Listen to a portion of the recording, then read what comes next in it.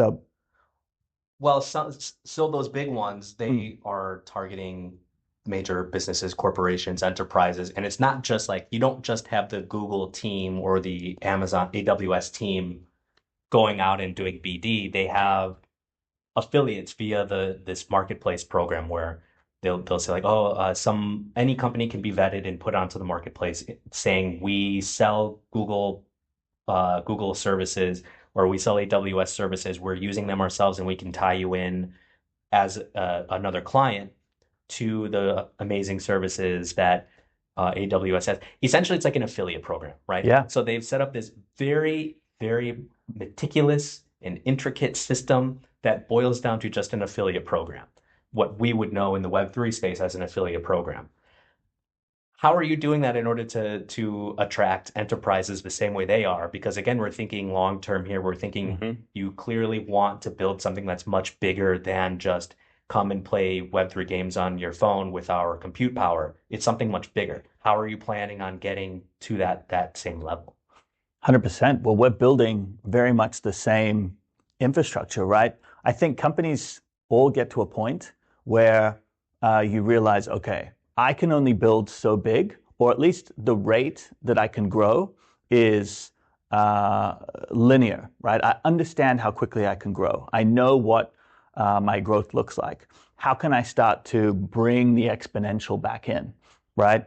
And the best way to do that is effectively to have other people do the work for you, Yeah. right? Give the ability of the company to scale to others, right? The affiliate network that is the AWS marketplace. Do similar things. And that's very much what we're unlocking with Mainnet Upgrade 2, right? Which comes out in the next couple of months. This gives us the ability to create more endpoints for compute in our infrastructure, right? Allow companies to kind of plug in directly and then on-sell resources. We're creating opportunities with the RWA and GPU financing side for essentially products like Gaib, right? Products like Plume to come and build financial products on top of our infrastructure, right? We're unlocking in many ways a DeFi layer that sits on top of the GPU infrastructure. This is a massive yield-bearing, revenue-generating asset, right? We need teams, hundreds of these teams, to be building really cool products on top that then they're connecting to their financial institution and connections, right? That they're connecting to their retail investors.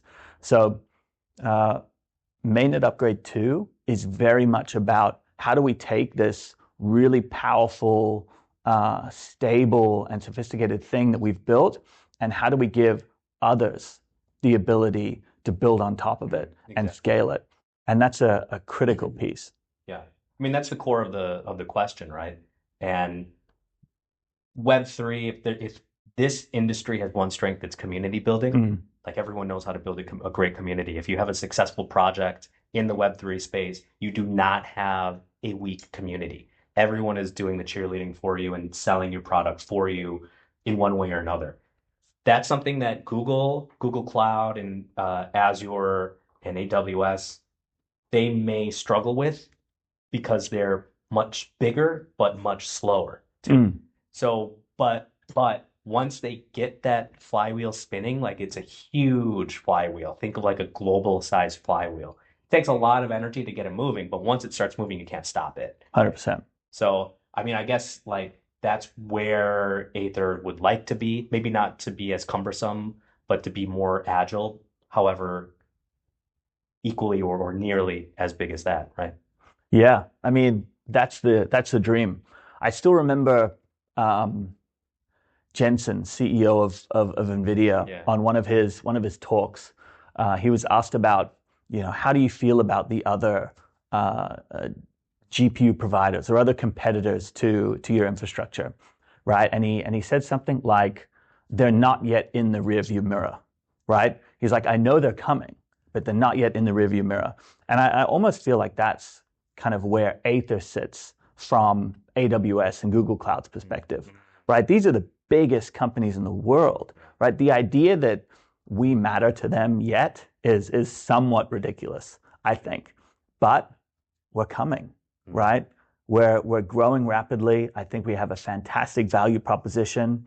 I think every macro indicator out there is suggesting that we need more compute. We need to more efficiently manage our resources. And we need to be unlocking access to these resources from more than just the big five, the big seven tech companies, right? And that's exactly what we do. So I think there's a lot of room for us to grow. And I think that our advantages in particular are advantages that are going to shine over the next kind of 3 to 5 years.